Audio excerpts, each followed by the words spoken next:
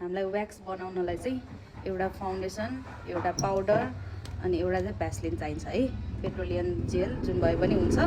अनि यो फाउन्डेसन चाहिँ किनभने चाहिँ हामीलाई चाहिँ अब स्किन टोन अनुसारको कलर म्याच गर्नको लागि चाहिँ आफ्नो स्किन टोनको चाहिँ फाउन्डेसन चाहिन्छ है।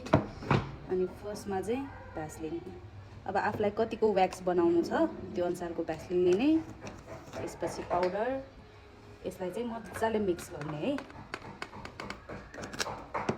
एकैचोटि पाउडर हालेर पनि मिक्स नगरिदिने, कडा हुन्छ। आफूलाई कतिको चाहिन्छ, बरु पुगेन भने फेरि थप्न मिल्यो, यसरी मिक्स गर्ने है। फेरि जाँदाखेरि त पाउडर पुगेन नि त, यो त एकदम पातलो भयो नि त होइन। अनि त्यसपछि चाहिँ फेरि पाउडर थप्ने कि, त्यही भएर एकैचोटि पाउडर नहाल्ने, कतिको चाहिन्छ त्यो अनुसार हाल्ने भने। बाक्लो भयो भने फेरि प्लेन हुँदैन कि स्किनमा हो।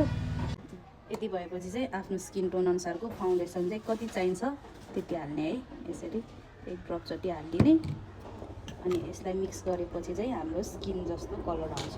अब हामीले फाउन्डेसन पनि यही टोनको लाउने भयो नि त, अनि त्यो अनुसार चाहिँ कलर म्याच हुँदै जान्छ कि, अनि नेचुरल स्किन जस्तै नै हुन्छ। यो भयो कि भएन भनेर चाहिँ डाइरेक्ट चेक गर्दा नि हुन्छ। अलिकति यसरी हातमा पाउडर लिएर यसलाई दलो बनाउनु ट्राई गर्नु। यदि दलो भयो भने चाहिँ यो मिल्यो।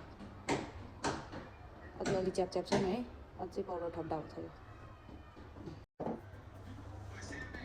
यसरी पाउडर लिने। अब भयो नि, अहिले जस्तै प्याच प्याच भएन नि होइन। यति भएपछि चाहिँ हाम्रो व्याक्स भयो। ब्लेन्ड गर्न नै ठिक्क भयो। यस्तो दल्लो चाहिँ बन्नु पऱ्यो व्याक्स है।